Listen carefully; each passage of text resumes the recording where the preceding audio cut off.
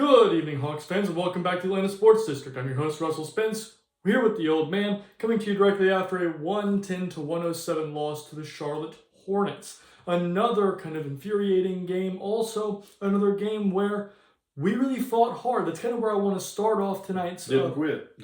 Tonight's podcast. I want to start off and say the team gave effort to the final whistle. In a game where they were down 19 at a point in the game where they could have easily just laid down and died. Getting on our all-star break early.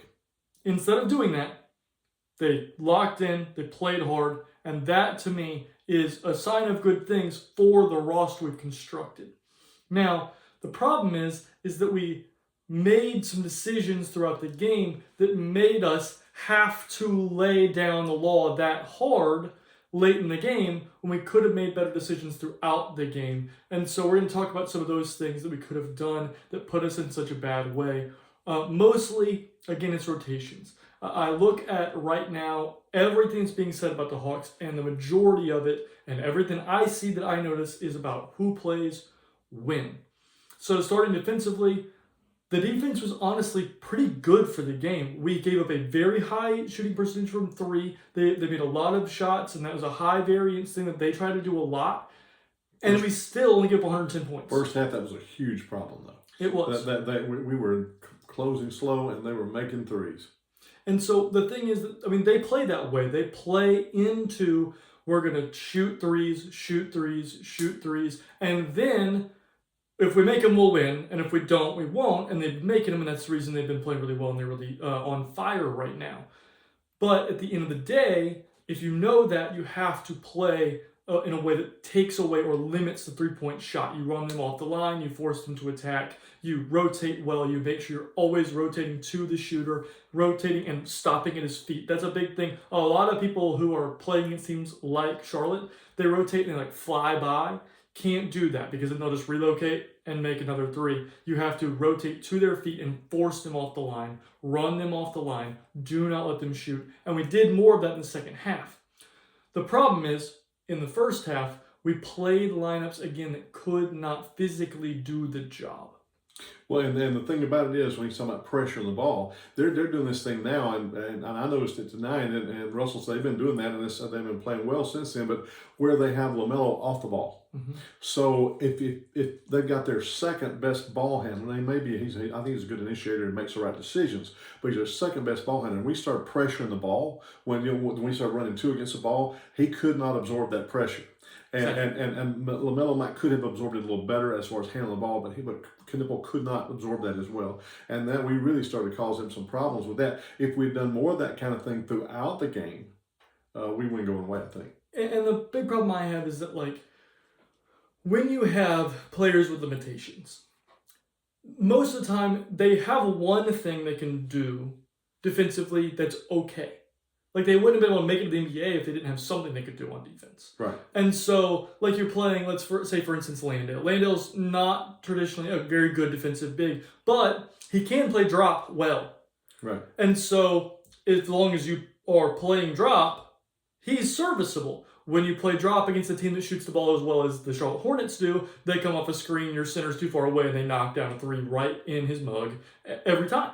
We saw it with Con Knippel a bunch of times where the center was too far down. We tried to go over. The screen knocks him off. Con knocks it down. That kind of thing you can't do.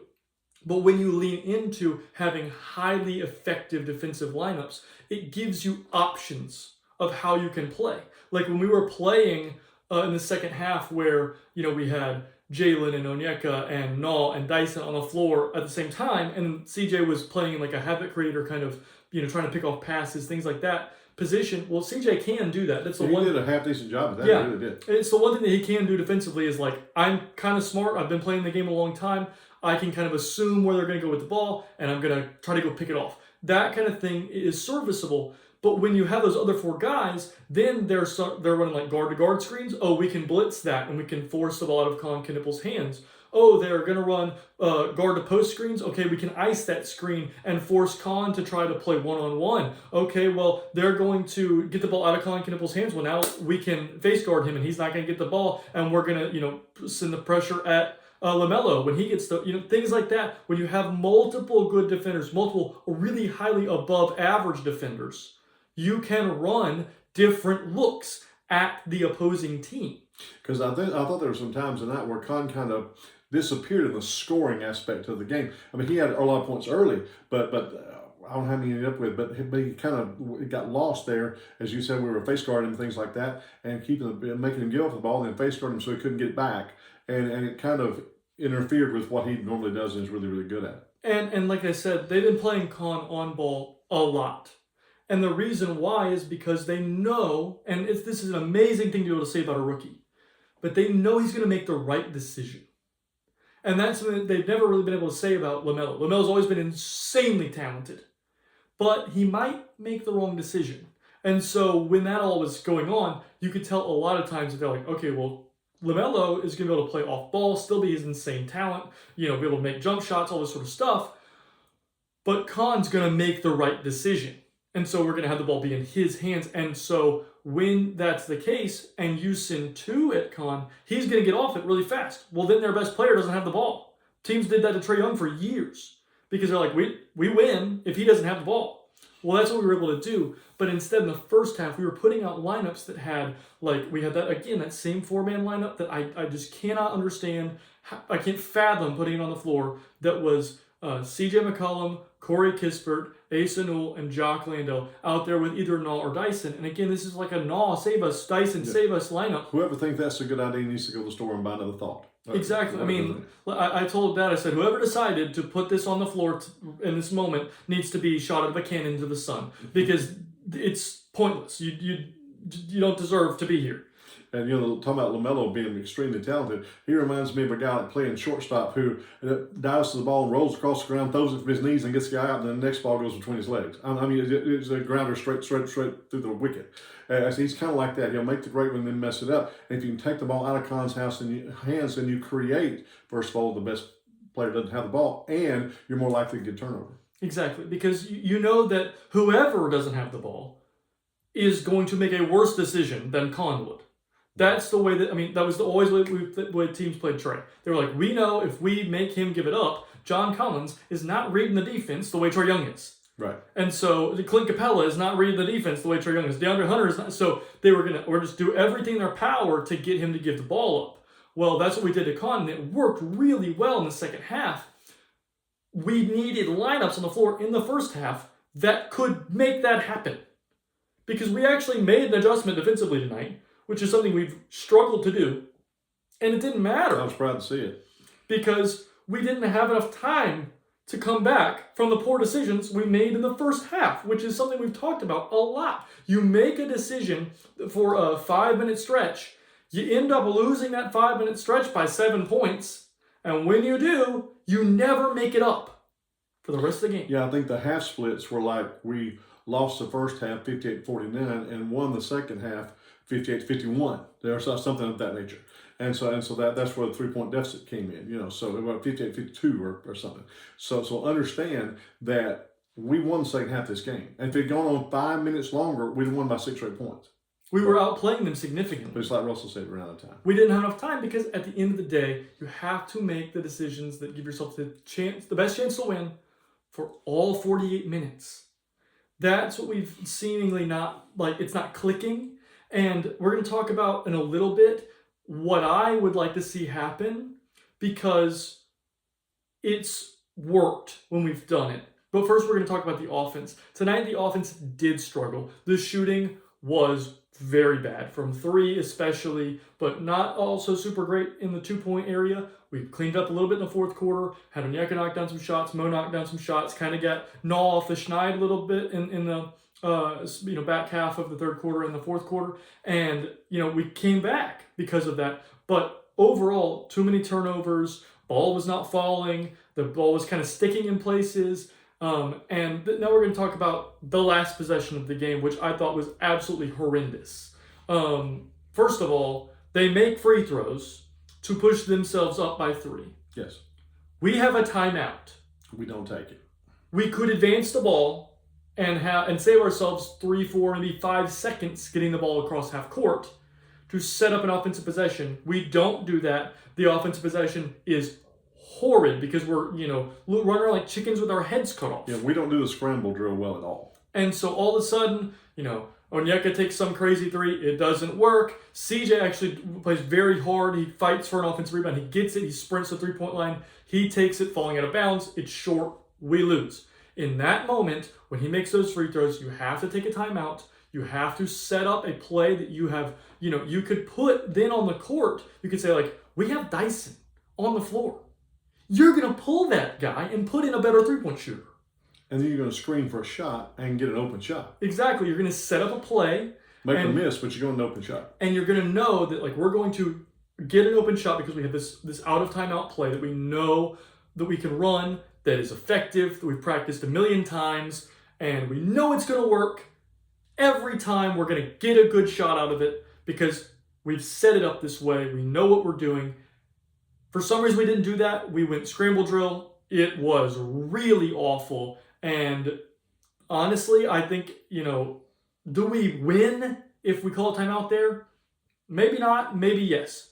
But not calling timeout there was 100% of the time a loss. Now we'll never know if we win or not. Exactly. You have to know what you're doing in that moment. You have to be able to game manage better than that. And, that's an offensive decision. So you made a very poor offensive decision from your offensively minded coaching staff. And that's concerning to me. Well, and the thing is, if you call the timeout, get the shot early, make it. Then you defend, they make a shot, then you got the scramble drill. Either way, you're going to be the scramble drill. So why waste the whole 17, 18 seconds in the scramble drill when you can make it 3 possessions and you don't have a timeout, but you're scrambling there at the end trying to get the court and get a shot off. That's still, but you might not win it, but at least you had an opportunity to make that make them miss a shot. To the game goes overtime if they miss, or you then you get to scramble and go down and take this crazy looking shot like we did anyway. Well, and the other thing that I'll say is, let's say we call timeout and we make it. They're going to call timeout to advance the ball, and that gives us the opportunity to then take those three-point shooters that we put in instead of Dyson, and maybe, we get to yank those guys. We get to yank CJ. We get to yank Corey or Zach, whichever one, whatever the case may be. And we get to put in a defensive-only lineup that has Dyson and Naw and Mo and Jalen and Onyeka. And you go, now, y'all aren't scoring and we're going to overtime if we made the shot. Or y'all aren't scoring, we might get a steal, we might get a turnover, there might be a missed shot, we get another shot at it in a scramble drill. There's just so many more good, positive outcomes that could have come from calling a timeout. And we did not have a single positive outcome that could have come from not calling a timeout. Worst comes to worst, 5 or 6 seconds left in the ball game, you foul a guy, he shoots 2 free throws, and you still got 5 or 6 seconds in the scramble to go out and score. I mean, you want to do what you got to do. And of course, you wouldn't foul unless it was last, you had to. But still, that it was backwards from how it needed to be run. Very poor decision. And, we can sit here and talk all day about poor decisions that are made. We don't have any power over decisions that are made. But I will say rumblings are heavy right now. If we had some, there'd have been some made by now. I mean, there's talk out there about job security and things like that. Because again, this team was supposed to be very good coming into the year. Personnel-wise, we still are very good. I'll say it this way: if he does not get fired during the All-Star break, the thing that saved his job was the comeback tonight. If we lose that game by from 19, 25 points tonight, he's going for the team's comeback. I truly believe that. Yeah. Now, I haven't heard anything. No, I'm just telling you. I know how owners think, and I know how coaches think, and I know how teams think. And I saw some of the guys coming off the court tonight, and Quinn's getting ready to dap them up, and they just kind of slap at him with this disgusted look on their face, go sit down. I think he's losing the locker room. I think these guys are trying so hard because they've got pride in the way they play, not because they're trying to play for that coach. I think they're fed up with that. And unless but now he can get them back by coming in and say, okay, we're going to change some things. That's what we're going to do, and all this kind of stuff. But if he doesn't do that, I think they checked out on him. And if he makes it through the rest of this year, he won't make it through the summer. Well, and what's concerning to me is that it's also hurting the long-term development of multiple players. Yes. With the decisions that are being made, like Asa played tonight, looked horrid. Didn't play in the second half. They gave Mo Gay the minutes, and he played way better. And I'm going, if we didn't do that, we're basically fully healthy. I mean, Kuminga's the only one who's out. Asa could be in the G League getting better. And Zach. He comes out, gets blitzed off the court. They pull him, don't put him back out there. What do you think that does for his confidence? Exactly. We need him in a place where he is thriving and getting better and learning and improving on every aspect of his game. That's not here. We talked about it last game, but it's like you're putting him in a room of the smartest people in the world and expecting him not to feel stupid. Well, and if he's in the G League, he's one of the 5 best players in that whole league. He is. And so just put him down there and let him dominate and let him learn. Because that's the big thing. He just needs to learn what he's doing right now. And that is hurting his development, but also the lack of minutes for Zach and not closing with Zach. If we're going to lean into the offense and we're going to play not how the team was constructed, we're going to lose. So you might as well play the dude you drafted first overall and let him learn and get better. That kills me about it. They'll say, well, we got to play CJ because we pay him so much money, but we don't have to play Zach even though we drafted him first overall in the whole draft.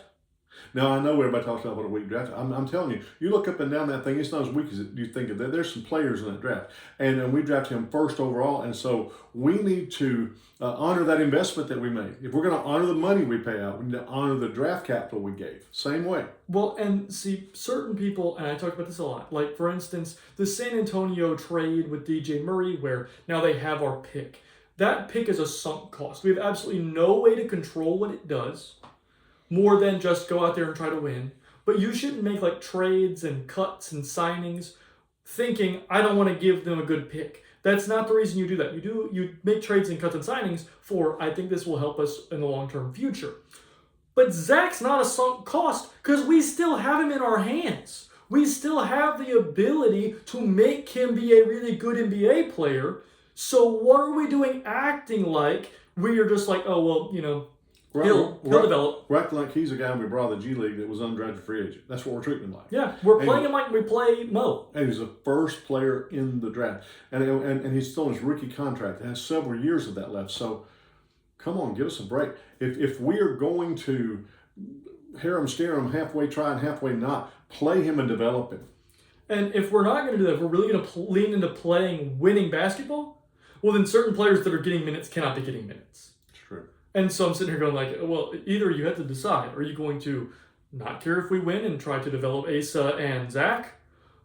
Or are you going to care if we win and stop playing Asa, stop playing CJ so much, give Zach maybe a little bit more defensive run because he's playing so well defensively and we're usually winning his minutes? Playing Mo Gay more, you know, maybe a little bit less to Jacques Landale. You're going to play Jalen the 3. These kind of things that will help us win games. Right now, if we're really leaning into winning, do those things. Or if you want to lean into development, actually lean into development and play Zach 30 minutes a night minimum. That's my thing. Moving forward, that's kind of what I would like us to do is let's decide. Are we in development mode? Well, then you're not playing CJ near as much. You're not playing Kispert near as much. You're gonna find some way to, you know, make sure Jurisic is dressing out for games. That way, if it is a blowout, we're playing him. You know, Ace is gonna play. Mo's gonna play. Yeah, you're gonna have to play Mo Gay if you're playing for development. Exactly. Because he's proven he's an NBA player. You need to develop him. A high-level NBA player who can really help you when you're trying to win. If you're going to lean into development, those are decisions you have to make. If you're going to lean into winning, well then you're going to have to make some hard decisions about not playing certain players that aren't getting stops, not playing younger guys that are not being fruitful right now. Leaning more into the defense. Again, playing Jalen at the 3, playing, less CJ, less Corey, things like that are going to help the defense to be at a winning level, because right now it's not. And so that's the kind of thing I hope that after the break, we decide the direction that the team wants to go in. Because that, right now, we feel like a team... We have no identity. Exactly. We feel like a team that's moving aimlessly through space rather than moving in a direction and having a vision of where we're going. And which I know Anse has a vision of where we're that's what I was about to say is our front office has a vision. They're like, we are moving towards the future. We're going to have optionality, all those, funny meme words that everybody's talking about. But at the end of the day, we're going to have Buddy Hield's contract off the books after this next year. Gabe Vincent's contract's coming off the books. CJ McCollum's contract's coming off the books. We're going to have a bunch of money to spend, and I guarantee you that Ansih is going to spend that money on dudes who can defend. And when we do, he's got that vision in mind. It's like we're going to have Jalen running the offense. And then we're going to have 14 dudes who can get stops. That's going to be the roster moving forward because that's what Ansih has proven he cares about. He has moved in a direction where he's like, this is what we're going to do. We're going to have these long wings who can defend. We're going to let Jalen run the offense, have long wings who can defend, and that's going to be the whole team because that's what all the good teams are doing. You look at Detroit, Cade runs the offense, everybody else is a long wing or a post that can defend. Oklahoma City, SGA runs the offense, everybody else is a long wing who can defend. Boston, Jaylen Brown runs the offense, everybody else is a long wing who can defend. Every single good team in the NBA plays just like that because defense is that important. And we're not leaning into that right now, and that's a huge problem. Right. So, moving to the player-by-player section, we're going to start with the bench. We're going to start with Asa Newell. Asa played a total of 5 minutes. He had 0 points. He was 0 of 1 from 3, 0 of 1 from the field. He had 1 rebound. Did not record another stat, as Dad said during the game, getting lots of cardio. And was -2. He burned some calories out there. He did. He ran back and forth. And the thing that upsets me is I can see it on him. Offensively, he's being affected by how everybody's been hurt defensively. He take one shot. If we're leaning into the offense and Asa's playing because of that, Asa has to be aggressive shooting the ball. And attacking. I mean, when we put him down in the G League and then brought him back, the very next game, he's like dribbling at defenders, crazy man with the ball. Doing post moves and dunking on people and all this. Where's that guy? It's that his confidence is gone. I wonder what could be the reasoning for this young man losing his confidence. Well, maybe it's the fact that Grant Williams ran through his face. And Grant Williams is a smaller man running through his face. He's been people like Isaiah Stewart and Julius Randle. They've been running through him. Well, last game we played Charlotte, Miles Bridges made him look like a child. Yeah, Miles was not out there tonight. And so I'm sitting there going, he's a child. Like, he's 20, playing against grown men. It makes sense why he looks like a child. Stop playing him in the NBA right now. 2 years ago, he's in high school. Let him go develop in the G League. Let him get stronger. Let him get in the weight room. Let him develop mentally in the game. Let him develop his confidence. That's the stuff we need for Asa, not him getting berated every single game. That's not what we need. They just hit him and move him out under the basket. And then every game. If he jumps, he hits the rim. He's on the basket. So that's Asa. Next, we're going to talk about Mo. Mo only played 9 minutes, but that's because he only played in the second half. He had 6 points on 2 of 2 shooting, 2 of 2 from 3. He had 3 rebounds. No steals, no blocks, but again, the defense was really wonderful with him on the floor. And he finished the game +2.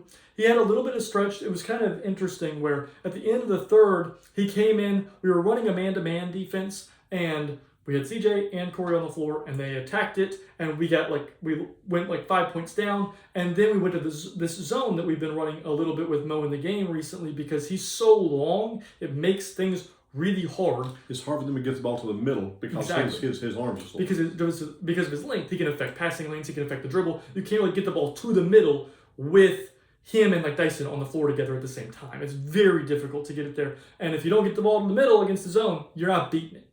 And so that's been a huge proponent when he's been on the floor the last couple of games. Well, when we went to that zone, he immediately started having a really positive impact, was getting a lot of rebounds, was playing very well. And to me, that's the kind of thing that I look at and I say, that would have been really helpful in the first half. If we had gone to that kind of look with Mo Gay on the floor in the first half, we probably don't lose those minutes that we're going to get to in just a second as badly. And when we don't lose those minutes as badly, we win the game. And that's the big thing. Well, Asa's on there for his offense, scores 0. Mo's on for his defense, scores 6. That tells you all you need to know. Yep. Moving on, we're going to talk about Jock Landale. So Jock played 19 minutes. He had 9 points on 4 of 6 shooting, 1 of 3 from 3. He had 3 rebounds with 5 fouls. And did record a steal, but finished -7. So Jock was on the floor when we made that little bit of a run at the beginning of the fourth quarter. But at the end of the day, we had lost his minutes by a considerable margin. before that because he still was -7 after that run. And that tells me in the first half, when that CJ and Corey and McCollum lineup were on the floor, Ugly. we got destroyed. And so if we don't get destroyed in those minutes with those three guys on the floor, we don't lose because we only lost the game by 3. Again, when we traded for him, I said he was. I've got 6 guys. I've got 6 of them guys. And then he went out and had that great game and everything. And he is a very good backup center. I'm not dissing at all.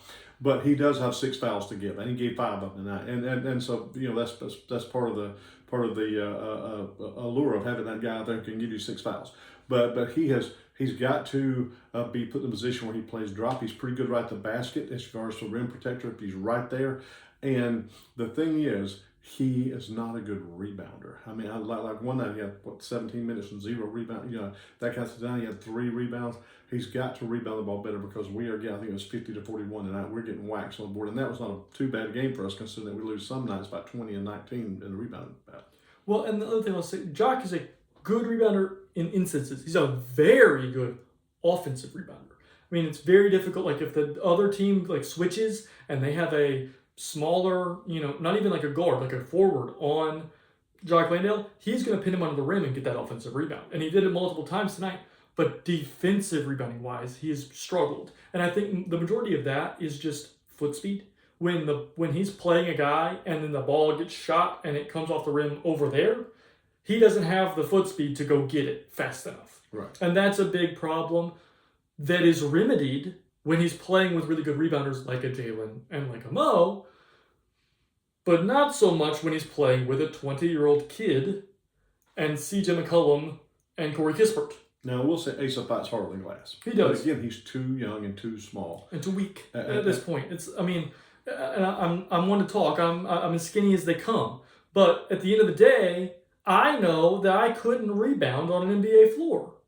And so we have to be able to look at personnel and say, I hate to say it, but you can't rebound. CJ McCollum can't rebound at an NBA level.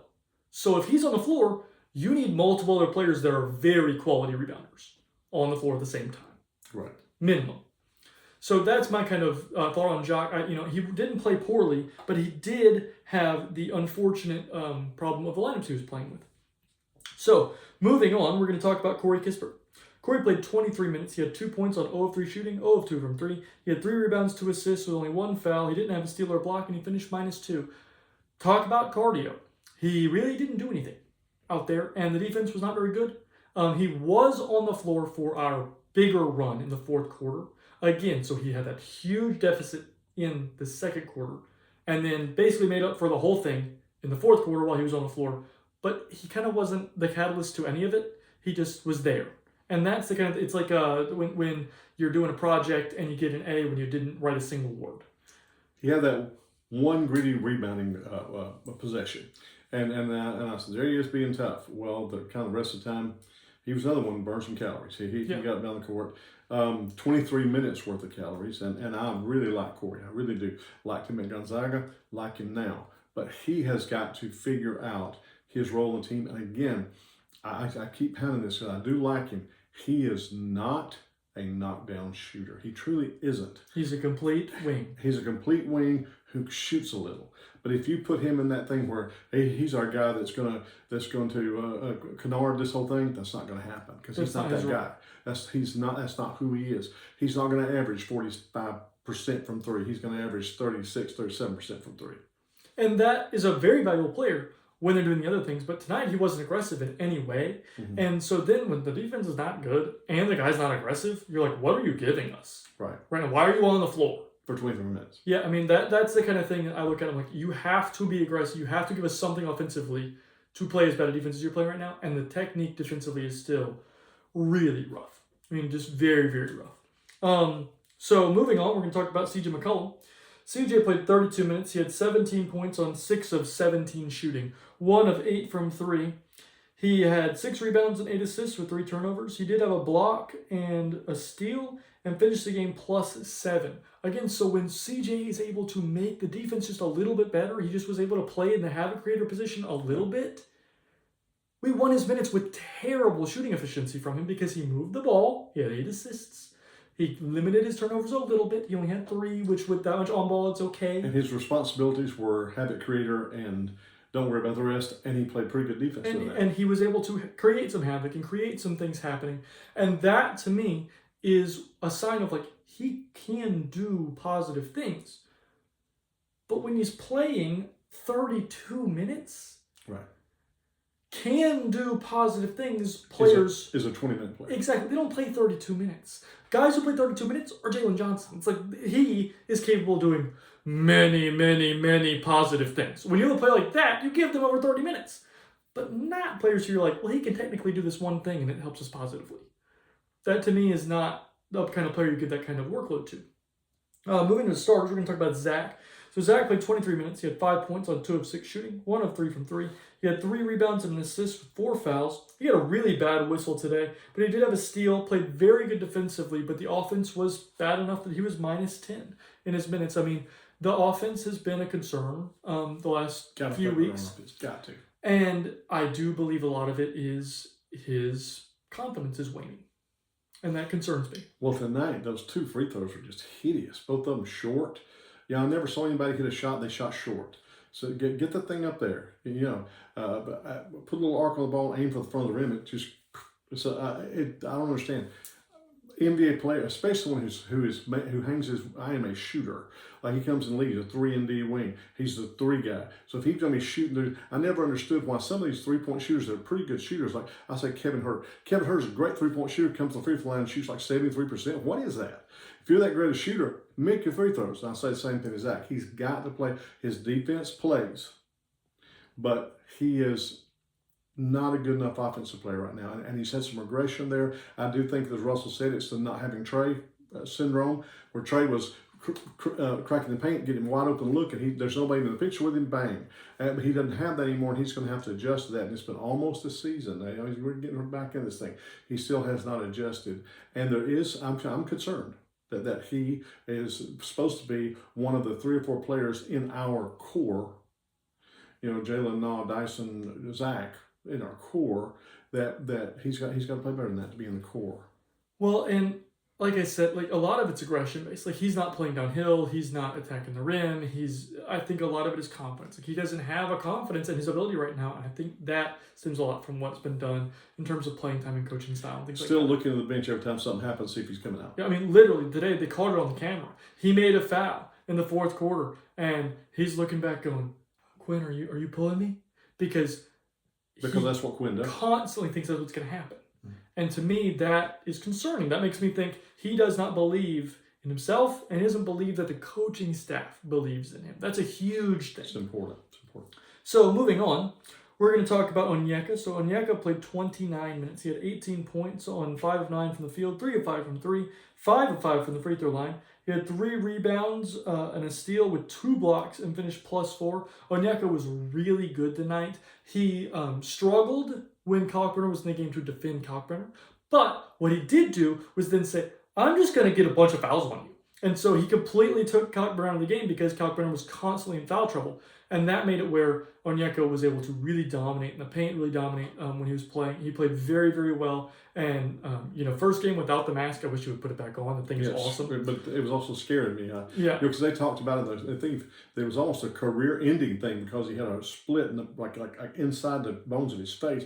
And I said, if that was that, wear the mask, at least for the end of the year. Or something. I mean, protect yourself. As long as, I'm sure that the doctors had to clear him not to wear it. But, I mean, if you look that cool and it is protecting you, keep wearing it. But, I like it. And one other thing about Akamu, 3 rebounds and you lose the rebounding battle by 9. Your starting center has to get more than 3 rebounds. Just has to. If he can't, we gotta make some adjustments somehow because you got to get more than 3 rebounds. So moving on, next we're going to talk about Dyson Daniels. Dyson played 25 minutes. He had 21 points on 9 of 12 shooting. Amazing efficiency from Dyson tonight. Really played well in that regard. Great offensive game. He had 3 rebounds with 4 assists. He did not finish with a steal or a block, but the defense was very good. But he mirrored minutes almost exactly for the majority of the game with Zach. And so he was also minus 10. A lot of their minutes came together, or, like he would be with that really bad lineup, or with Zach. And so it was not very productive today from a plus-minus perspective, but I don't think that is a reflection of how Dyson played tonight. Well, I think 22 minutes he had a little foul things, but I think he's also still banged up in his ankle or whatever it is, and so the All-Star break's going to do him good. He definitely needs. He'll get a rest. So next we're going to talk about Nickeil Alexander-Walker. Couldn't shoot a lick. It was rough. Nah played 40 minutes. Think maybe his legs were tired. When you're not hitting shots and you're really not giving us anything, other than that, I mean, I'll read the stat line here. He had 10 points on 2 of 13 shooting, 1 of 7 from 3. He had 3 rebounds, only 4 assists, and 3 turnovers with 4 fouls. He did have a steal and 2 blocks and finished +8. I know the plus-minus helps, but to me, I go, that's a lot of minutes for a dude who's shooting 1 from some. Sounds like there was a coincidence about the plus-minus there a little bit. Somebody else was playing pretty well while he was in the game. And he was on the floor during that Moguet run at the end of the third, beginning of the fourth. He was on the floor for that, and he was also on the floor for the run that happened when Jalen and the zone defense was kind of taking over there at the end of the game where we made that run. I don't think that was a proponent of how Nall was playing. I do think that Nall was playing very good defensively, but offensively, the shooting was bad. And I don't think that's anything on Nall. He's still a very good player. And same thing about Zach. Plays great defense, but he's going to have to play better on offense coming up. Same thing with Nall. Tonight, offensively, it was a little rough, and we were able to stifle it because the defense was really good with him on the floor, and we were able to make some positive runs with him on the floor. But it would be very, very, very helpful for him to shoot the ball better. Right. Moving on, we're going to talk about Jalen. So Jalen played 34 minutes. He had 19 points on 7 of 15 shooting, 1 of 4 from 3. He had 13 rebounds, 9 assists with 3 turnovers, good turnover to assist ratio. He had 4 steals and a block and finished -5. Played very good defensively tonight. Defensively, he was locked in. Offensively, I wish he would have been a little more aggressive. I usually say when you have your best player, he takes 20 shots. What's this thing where he stands at the top of the key and pats the ball with his hand and then hands it off to somebody and maybe gets it back, maybe doesn't? What is that? Attack. They have 0- shot blocker with their center suspended for the 1 game. Yep. I mean, literally, every time he went to the rim, he scored the basketball. Go to the rim. Make them put you on the free throw line if the referees call it. That was really interesting tonight. But I feel like sometimes he just, like I said, he's Jalen Johnson, and they're in trouble. He needs to know that every single game. Right now, that's the difference between him and being a superstar, is I do not attack every game like I attack sometimes. Yeah, and again, when I was looking at this, I was going, they don't have Moussa Diabate. They're going to be playing Grant Williams at the center. They gave some minutes to Tijan Salon at the center. Go to the rim. Eat the rim. Make the rim your lunch because they can't stop it. And so I would have liked to see him just take a few more shots, be a little more aggressive tonight. But overall, he played extraordinarily well. There were moments he took over the game. He did, but there was one, he had Knuppel on him, and I'm going, put him under the basket. He does a couple of dribbles with his hip on him and then turns around and takes like a 15-foot turnaround jump shot. So what are you doing? This guy's half your size, half your strength, and they have no shot blocker on the basket. Put him under the rim. And that's the kind of thing that, again, Jock Landale does. But I love Jalen. I'm just why I'm wanting him to be a superstar so bad. Just that much more aggression. But that's what I'm saying is, like, if you have a player who is small compared to you and weak compared to you, and just about how he is, put them in the rim. Go look at the footage that Jock Landale literally just says, I'm going to stuff you under this net and I'm going to lay the ball in. And I'm going to make you like it. And that's the kind of thing you could do, Jalen. Please do it. So moving forward, the Atlanta Hawks next game is after the All-Star break. That was our first last game before the All-Star break. I will have a couple of podcasts during the All-Star break. I'm going to break down exactly what happened during all the festivities in one of them. And I'm also going to bring a couple of my thoughts about the draft. We have draft season coming up. And so I think it's going to be important to talk about, what's coming up in terms of who do you think the Hawks might draft? Players I like that I think will match what we do and have some Hawks DNA in them. And so that's what we're going to do during the break. But when we come back from the break, we've got the 76ers on Thursday at 7 p.m. And hopefully we can get off the schneid. They've been playing well. Embiid is playing well and is looking kind of healthy. Edgecombe is playing very well. Maxey is playing very well. It's not a cakewalk by any means. We got to go in there. We got to play our brand of basketball that we were built to play. And so that's the last thing I want to talk about before we head out is if it were me, I would be playing Jalen a lot more at the 3 and playing Zach at the 3 as well. When Kuminga came out off the injury report, I would play him at the 2. And I would have lineups that's like Naw, Kuminga, Jalen, Mo, Onyeka. And say we're huge and we're long and we're going to defend. I dare you to score. And then, somebody's got to come in. Well, Dyson came in for Naw. Now it's Dyson, Kuminga, Jalen, Mo, Onyeka. Oh, well, Jalen's getting tired. Well, we put in Zach. Well, now it's Dyson, Kuminga, Zach, Mo, Onyeka. Onyeka's getting tired. Well, you put in Jock Landale. These are all players who are big enough and athletic enough and have the prowess enough in the NBA to get stops. You don't ever have, literally, with the players we have on our team, you don't ever have to play people who can't get stops if you don't want to. Or play undersized. You don't ever have to do that Nope. at any position. And so that's what I would be doing. I think that would be our best path to winning, and I would be leaning into the winning. And so that's what I'm hoping we see, but I'm not expecting it because, again, it's going completely and totally contrary to everything we've seen from Quinn. Quinn has always leaned on the offense. Quinn has always leaned small. I don't like that at all. We have a team that's built to be big. Play big. So all that to be said, like, comment, and subscribe to the podcast. Get our thoughts, on everything that's going on. Tune back in for the stuff during the All-Star break. Hit me up on the Reddit. Hit me up on Instagram, Twitter, Blue Sky, all the things. You can find me. Let me know what you think about what's going on with the Hawks. Let me know what you think about all the things we've been talking about and coaching decisions and things like that. But above everything else, even though the Hawks seem to love to make us not want to, I hope you have a great day. Hey, and this is going to be my last one for a while. Russell's feeling much better. He is, as long as he didn't have a relapse, which I pray he doesn't. I appreciate you putting up with the old man, for those of you who hung in with me and all that kind of thing, and I appreciate that very much. I'll be stepping back into the foreground again and turn this back over to him. But I've enjoyed being with you. I've enjoyed being able to get my frustration out about things because that's helpful. It's therapeutic. And, I'll check back in once every 10 games maybe and just pop back in and say, still alive, and back on here with Russell. But I have enjoyed it. Thank you so much. Always remember, it's like I've said this one time before, I'm going to say it again. Happiness is an emotion, but joy is a way of life. Have a fantastic day.